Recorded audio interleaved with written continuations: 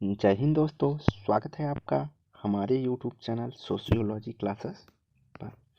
तो आज हम देखने वाले हैं कुछ महत्वपूर्ण प्रश्न जो कि रिसर्च से रिलेटेड हैं। तो उसी का सीरीज चल रहा है। ज़्यादातर ऐसे क्वेश्चन जो है करवाए नहीं जाते हैं और पूछे जाते हैं एग्ज़ाम में, खास करके PhD entrance, RPSC assistant professor के एग्ज़ाम में और यूजीसी नेट में। खास करके यूजीसी नेट में स्टेटमेंट रूप में इसको पूछा जाता है। तो आइए देखते हैं। इससे पहले ज़रूरी सूचना यह है कि अभी तक आपने हमारा टेलीग्राम चैनल नहीं ज्वाइन किया है तो ज्वाइन कर सकते हैं, जहां पे आपको 9 AM और 9 PM पर लाइव क्विज करवाए जाते हैं। लिंक आपको इस वीडियो के डिस्क्रिप्शन में मिल जाएगा। तो आइए देखते हैं आज का पहला प्रश्न। पहला प्रश्न है, माध्यिका के लिए विचलनों का योग होगा धनात्मक, ऋणात्मक, शून्य या उपरोक्त में से कोई नहीं। तो माध्यिका के लिए जो विचलन का योग होगा वह धनात्मक होगा। अगला प्रश्न है, निरपेक्ष विचलनों एब्सोल्यूट डेविएंस का योग न्यूनतम होगा जब मापा जाएगा माध्यिका से, माप से, बहुलक से या उपरोक्त में से कोई नहीं। तो निरपेक्ष विचलनों का जो योग न्यूनतम होगा जब वह माध्यिका के माध्यम से मापा जाता है। अगला है, यदि एक विक्षेप चित्र सेक्टुलर डायग्राम बनाने पर सभी बिंदु पर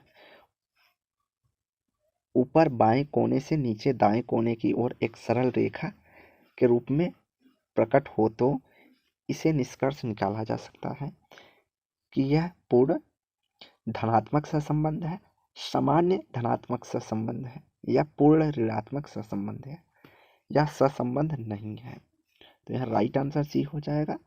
पूर्ण ऋणात्मक सहसंबंध होगा जब एक विक्षेप चित्र या सटल डायग्राम बनाने के सभी बिंदु ऊपर के बाएं कोने से नीचे के दाएं की कोने की ओर एक सरल रेखा के रूप में प्रकट की जाती है।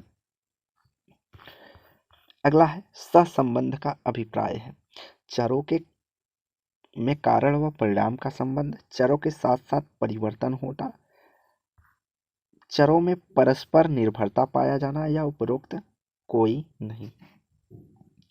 तो सहसंबंध का या कोरिलेशन का जो संबंध होता है चरों में साथ साथ परिवर्तन होना। जब एक चर में परिवर्तन होगा तो उस पर निर्भर जो चर होगा उसमें भी परिवर्तन होता है एक साथ, तो उसे सहसंबंध कहते हैं या कोरिलेशन कहते हैं। किस श्रेणी में बहुलक मूल्य होता है? मध्यवर्ती मूल्य, सर्वाधिक आवृत्ति वाला मूल्य, गुरुत्व विकेंद्र वाला मूल्य या सेंटर ऑफ ग्रेविटी। तो श्रेणी में बहुलक मूल्य होता है जहां सर्वाधिक आवृत्ति वाला मूल्य देखा जाता है। अगला है, केंद्रीय प्रवृत्ति का सर्वोत्तम आदर्श माप है समानांतर माध्य, गुणोत्तर माध्य, बहुलक माध्य या चल माध्य। तो केंद्रीय प्रवृत्ति का जो सर्वोत्तम माप या आदर्श माप कहा जाता है वह समानांतर माध्य होता है। अगला है, गुणात्मक मापों के लिए सर्वोपयुक्त माध्य है बहुलक है, समांतर माध्य है या माध्यिका है। तो गुणात्मक मापों के लिए सर्वोपयुक्त माध्य होगा माध्यिका। अगला है, किसी श्रेणी में x बराबर gm और h बराबर gm बराबर hm होता है तो बशर्ते उस श्रेणी के सभी मूल्य होंगे बढ़ते हुए, घटते हुए, समान होंगे या किसी क्रम में व्यवस्थित नहीं होंगे।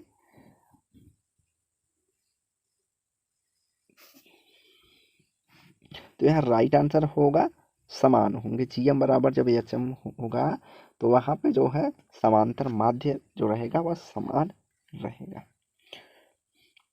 अगला है, किसी श्रेणी में n समांतर माध्य में n मूल्यों के विचलनों का बीजगणितीय जोड़ होता है n 0 n प्लस x या n बटे x। तो विचलनों का बीजगणितीय जोड़ होता है समांतर माध्य में, वह शून्य होता है।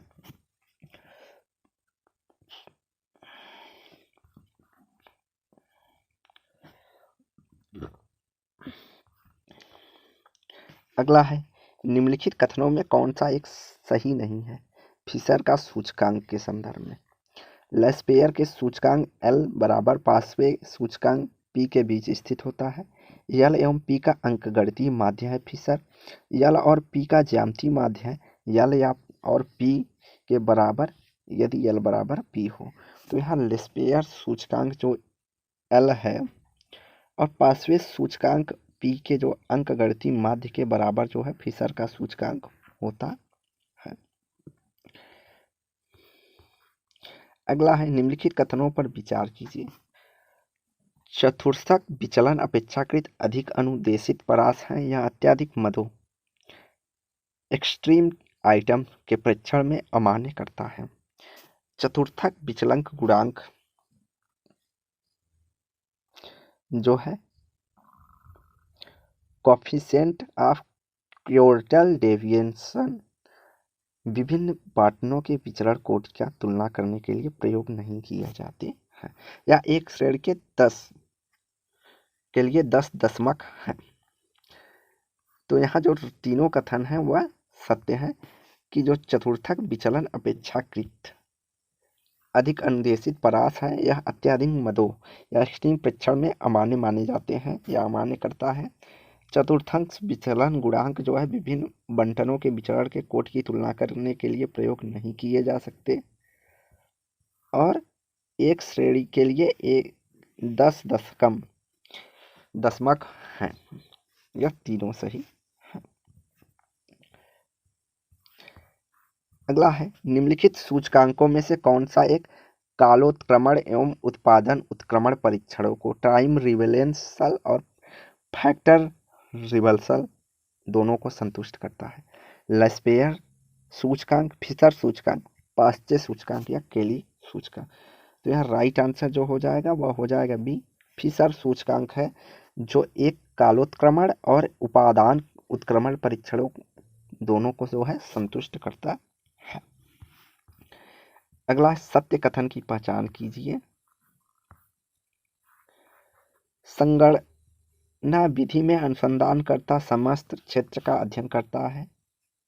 समग्र से कुछ इकाइयों का अध्ययन हेतु प्रतिनिधित्व के रूप में चुनना संगणना विधि है या संगणना विधि में निदर्शन द्वारा चुनी गई कुछ इकाइयों का ही अध्ययन किया जाता है या इनमें से कोई नहीं। तो संगणना, यहाँ देखिए शब्द जो है थोड़ा सा अलग दिया है। संगणना को हम जनगणना भी कहते हैं। तो इस जनगणना में हमें समग्र क्षेत्र का जो है अध्ययन किया जाता है। अनुसंधानकर्ता समग्र क्षेत्र का अध्ययन करता है। अगला है, निदर्शन जैसा कि इसके नाम से ही स्पष्ट होता है कि विस्तृत समूह का एक लघुत्तर प्रतिनिधित्व है। निदर्शन की यह परिभाषा किस विद्वान ने दी है? गुडेम हार्ट ने, पीवी यंग ने, शीन पाओ एंग ने या कोई नहीं। तो यह राइट आंसर है ए। एक निदर्शन जैसा कि हम इसे नाम से स्पष्ट देखते हैं कि विस्तृत समूह का एक लघुत्तर प्रतिनिधित्व है, यह परिभाषा गुडेम हार्ट से संबंधित।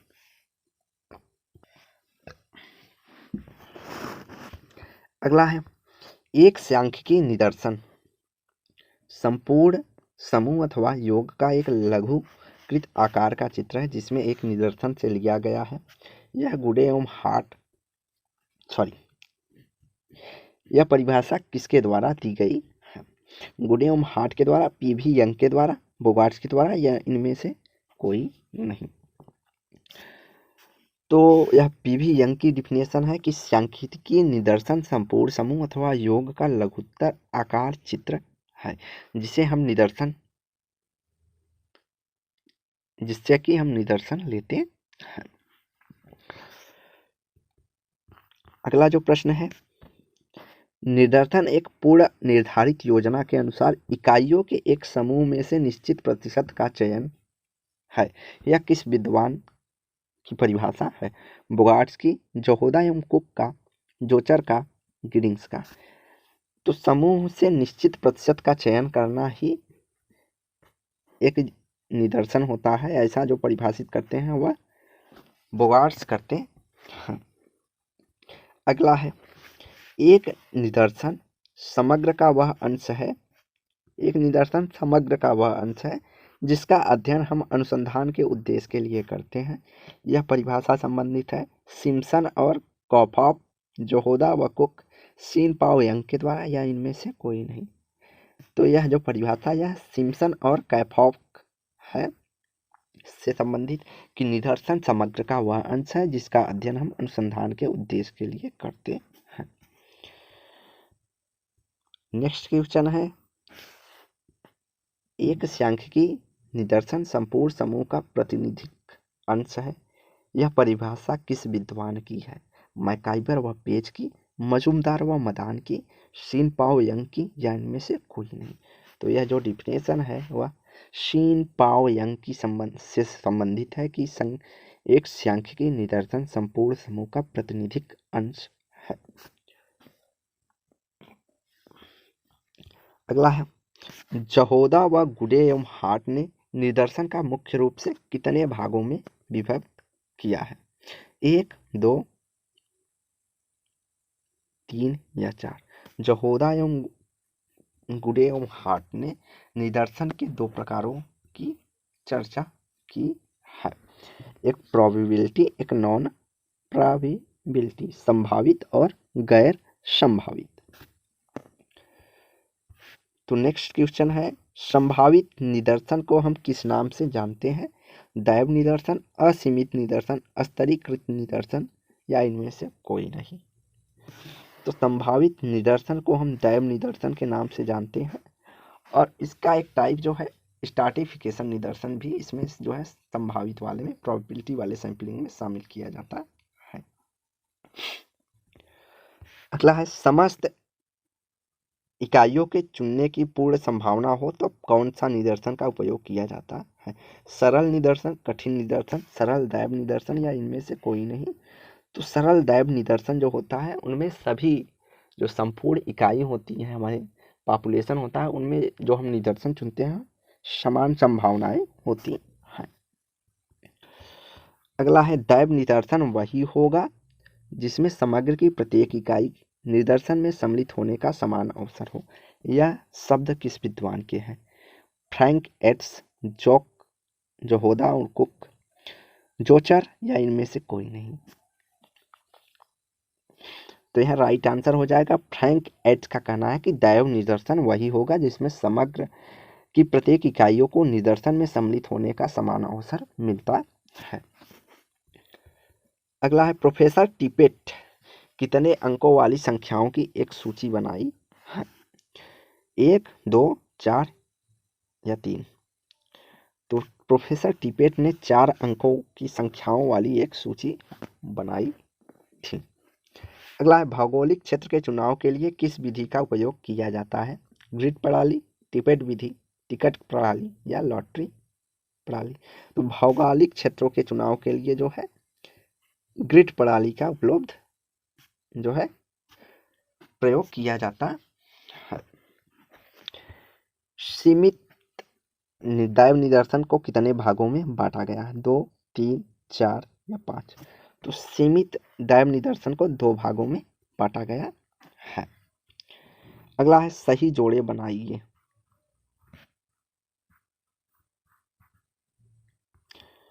गुडे एवं हार्ट सोशियोलॉजी, सिम्पसन एवं कॉफॉफ, fact finding with rural peoples. तो हमारा ए का हो जाएगा डी, गुडे एवं Hatt. Method in social research जो है गुडे एवं हार्ट से संबंधित है। सोशियोलॉजी की बात करते हैं बोगार्ट्स, सिम्पसन एंड कॉफॉफ बात करते हैं स्टैटिक्स की, और fact finding and with rural people या सीन पाओ एंग से संबंधित है, सीन पाओ एंग से। तो हमारा जो राइट आंसर होगा वह ए हो जाएगा।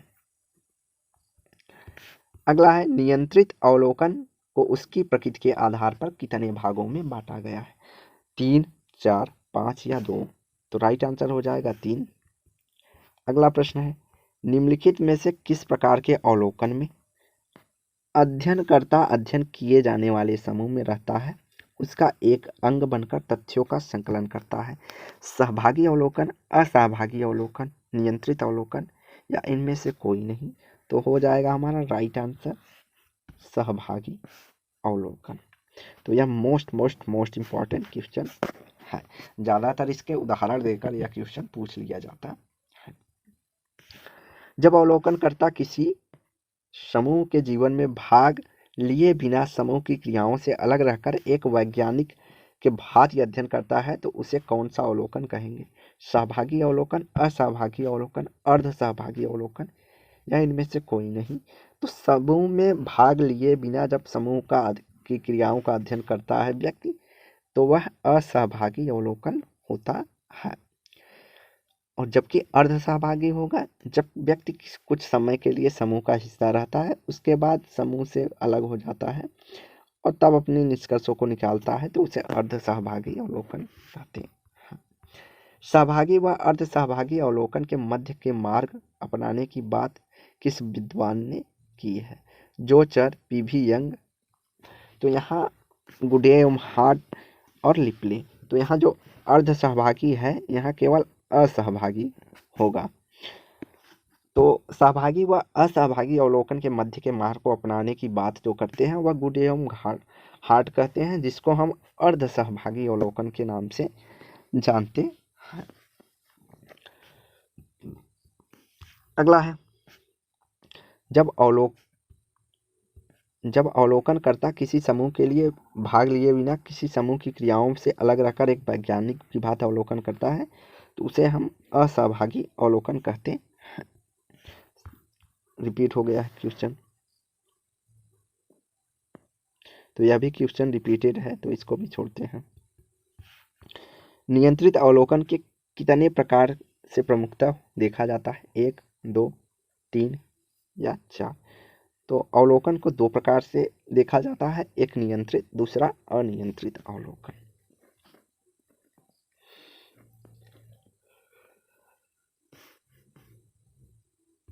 अगला है किस अवलोकन में अवलोकनकर्ता घटना के बजाय स्वयं अपने पर नियंत्रण लागू करता है?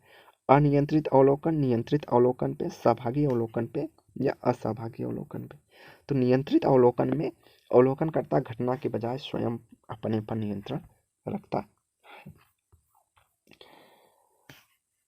प्रश्नावली विभिन्न व्यक्तियों को उत्तर देने के लिए प्रेषित की गई प्रश्नों की एक सूची है। तो प्रश्नावली की यह परिभाषा किस विद्वान की है? बोगार्ट्स की, मैकाइवर की, ग्रिंग्स की या कुक की? तो यह डिफिनेशन जो है बोगार्ट्स से संबंधित है कि प्रश्नावली विभिन्न व्यक्तियों को उत्तर देने के लिए प्रेषित की गई प्रश्नों की एक सूची है। अगला प्रश्न है जब हम किसी विषय पर सूचना दाता की रुचि, राय, मत आदि को जानना हो तो हम किस प्रकार की प्रश्नावली को काम में लेंगे? मत मनोवृत्ति संबंधी प्रश्नावली, तथ्य संबंधी प्रश्नावली, संरचित प्रश्नावली या असंरचित प्रश्नावली? तो यहाँ जो राइट आंसर होगा वह होगा डी, असंरचित प्रश्नावली होगा। प्रश्नावली मुख्यतः 2 प्रकार की होती है, एक संरचित होगी, एक असंरचित होगी। तो संरचित प्रश्नावली में क्या होता है कि हमारे पास लिमिटेड ऑप्शन होते हैं, उन्हीं के आधार पर हमें उत्तर देना पड़ता है। लेकिन असंरचित प्रश्नावली में क्या होता है, व्यक्ति के प्रश्न के आधार पर उत्तर देता है। तो राइट आंसर जो होगा हमारा डी हो जाएगा। अगला प्रश्नों के सामने जब निश्चित वैकल्पिक उत्तर दिए जाते हैं तो आप कौन सी प्रश्नावली कहेंगे? बंद, खुली, छोटी, बड़ी? तो उसको बंद प्रश्नावली के नाम से जानते हैं, जहां हमें लिमिटेड वैकल्प रहते हैं। अगला प्रश्नावली के साथ अनुसंधान करने वाली संस्था या व्यक्ति द्वारा एक पत्र भेजा जाता है, उस पत्र को क्या कहते हैं? अनुगामी पत्र, दीर्घगामी पत्र, सहगामी पत्र या इनमें से कोई नहीं? तो उसको जो कहते हैं सहगामी पत्र। प्रश्नावली के साथ अनुसंधान करने वाली संस्था या व्यक्ति द्वारा एक और पत्र भेजा जाता है तब, और उस पत्र में यह लिखा रहता है प्रश्नावली के साथ कि आपकी नैतिकता, गोपनीयता, मतलब आपको नैतिक रूप से आपके उत्तरों को गोपनीय रखा जाएगा, इसका जो है क्लियरिफिकेशन दिया रहता है। अगला है, जब प्रश्नावली भरकर लौटाई नहीं जाती लगभग 15 दिन बाद सूचना दाता के बाद किस प्रकार का पत्र भेजा जाता है? सगामी पत्र, लघु पत्र, दीर्घ पत्र, अनुगामी पत्र। तो सूचना दाता के पास अनुगामी पत्र भेजा जाता है और उनसे आग्रह किया जाता है कि आप जो है प्रश्नावली को भर के वापस कीजिए या लौटाइए। अगला है, सही जोड़े बनाइए। Method in social research, Bogardus social research. तो method in social research Goode एवं हार्ट से संबंधित है। बोगार्ट्स जो है सोशियोलॉजी की बात करते हैं और सोशल रिसर्च जो है लुंडबर्ग से संबंधित है। तो यहाँ राइट आंसर हमारा ये हो जाएगा। अगला है, अनुसूची उन तथ्यों से प्राप्त करने की एक औपचारिक विधि है जो स्थूल रूप में होते हैं तथा जिनमें सरलता से देखा जा सकता है। तो इस प्रकार की अनुसूची अध्ययनकर्ता द्वारा स्वयं भरी जाती है। यह परिभाषा किसने दी है? बोगार्ट्स, गुड एवं हार्ट, जहोदा एवं कुक या इनमें से कोई नहीं। तो राइट आंसर है बोगार्ट्स। कहते हैं कि अनुसूचित तथ्य को प्राप्त करने की एक औपचारिक विधि है जो स्थूल रूप में होती हैं, जिसमें सरलता से देखा जाता है और इस प्रकार जो अनुसंधान करता है वह अनुसूची को स्वयं भरता है। अगला है, अनुसूची उन प्रश्नों के समूह का नाम है जो साक्षात्कारकर्ता द्वारा किसी दूसरे व्यक्ति के आमने सामने की स्थिति में पूछे गए प्रश्न और भरे जाते हैं, पूछे जाते हैं और भरे जाते हैं। यह परिभाषा किसकी है? गुड एवं हार्ट की, मैकाइबर की, पीवी यंग ने, चोचर ने। तो यहाँ राइट आंसर है गुड एवं हार्ट।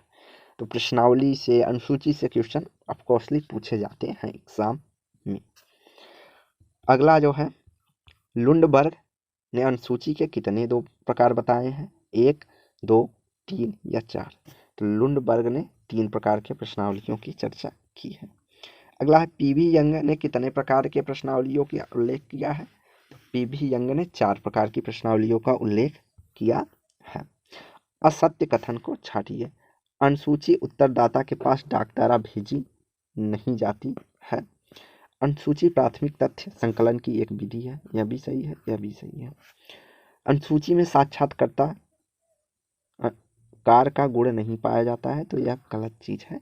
अनुसूची में साक्षात्कार का गुण पाया जाता है क्योंकि जो शोधकर्ता या अनुसंधान करता है वह प्रश्नों को जो निदर्शन की इकाई या व्यक्ति होता है उससे स्वयं पूछता है और उसको स्वयं भरता है, तो साक्षात्कार देखने को मिलता है।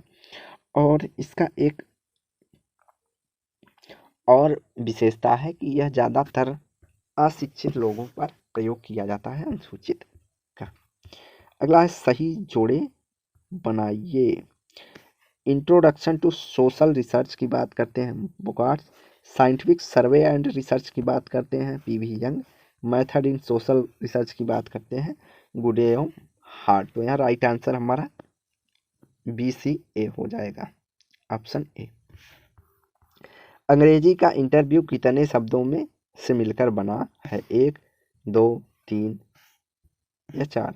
तो जितने भी लगभग शब्द देखे जाते हैं वो लगभग 2 शब्दों से मिलकर ही बने होते। अगला है, किसके आधार या अनुसार सर्वेक्षण साक्षात्कारकर्ता तथा उत्तरदाता के मध्य एक वार्तालाप है जिसका उद्देश्य उत्तरदाता से निश्चित सूचनाएं प्राप्त करना है? CA मोजर, पीवी यंग, गुड एवं हार्ट या इनमें से कोई नहीं? तो राइट आंसर जो होगा वह हमारा CA मोजर होगा। मोजर कहते हैं कि सर्वेक्षण साक्षात्कारकर्ता तथा उत्तरदाता के मध्य एक वार्तालाप है जिसका उद्देश्य उत्तरदाता कुछ निश्चित सूचना प्राप्त करने के लिए करता है। तो सर्वेक्षण जैसे जनसंख्या का सर्वेक्षण किया जाता है, तो एक साक्षात्कारकर्ता होता है अर्थात जिसे सर्वेक्षण करना है, और एक उत्तरदाता है जिसके द्वारा सर्वेक्षण की जिससे हमें उत्तर प्राप्त करना है सर्वेक्षण। तो इन दोनों के बीच जो है कुछ प्रश्नों का आदान प्रदान होता है, उस आधार पर सर्वेक्षण को परिभाषित करते हैं। अगला है, किसके शब्दों में साक्षात्कार को एक ऐसी क्रमबद्ध प्रणाली के रूप में माना जा सकता है जिसमें एक व्यक्ति दूसरे व्यक्ति से आंतरिक जीवन में थोड़ा बहुत काल्पनिक रूप से प्रवेश करता है, उसके लिए सामान्य तथा तुलनात्मक रूप से अपरिचित होता है। तो यह परिभाषा किसने दिया है? गुडे एवं हार्ट ने, जोचर ने या पीबी यंग ने? तो पीबी यंग कहते हैं कि साक्षात्कार को एक ऐसी क्रमबद्ध प्रणाली के रूप में माना जा सकता है जिसके द्वारा एक व्यक्ति दूसरे व्यक्ति के आंतरिक जीवन में थोड़ा बहुत कल्पनात्मक रूप में प्रवेश करता है, जो कि उसके लिए सामान्य तथा तुलनात्मक रूप से अपरिचित होता है। अगला है, किस प्रकार साक्षात्कार में साक्षात्कर्ता के पास प्रश्नों की कोई पूर्व निर्धारित सूची नहीं होती? असंरचित साक्षात्कार, संरचित साक्षात्कार, अनुसंधानात्मक या उनमें से कोई नहीं? तो असंरचित साक्षात्कार में जो है ऐसा होता है जिसमें प्रश्न तात्कालिक रूप से तैयार करके पूछे जाते हैं। अगला है,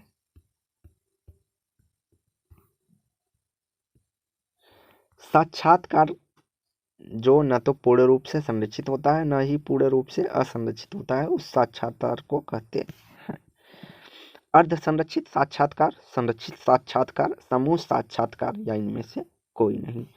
तो उसको कहते हैं अर्ध संरचित साक्षात्कार। न तो पूर्ण रूप से संरचित होता है और न ही पूर्ण रूप से असंरचित होता है। केंद्रित साक्षात्कार का प्रयोग सर्वप्रथम किस समाजशास्त्री ने किया है? मर्टन ने, कुल्हे ने, मीड ने, जोचर ने? तो यहाँ राइट आंसर हो जाएगा, केंद्रित साक्षात्कार की बात करते हैं मर्टन। यह एग्जाम में पूछा गया क्वेश्चन है। अगला है, किस प्रकार के साक्षात्कार को अनियंत्रित साक्षात्कार भी कहते हैं? नियंत्रित, नियोजित, अनिर्देशित या निर्देशित? तो अनियंत्रित साक्षात्कार को नियोजित अनिर्देशित साक्षात्कार भी कहा जाता है, जबकि नियंत्रित साक्षात्कार को नियोजित और निर्देशित दोनों कहा जा सकता है। तो आज की वीडियो यहीं समाप्त करते हैं। वीडियो को लाइक एंड शेयर कीजिए, चैनल को सब्सक्राइब कीजिए। धन्यवाद।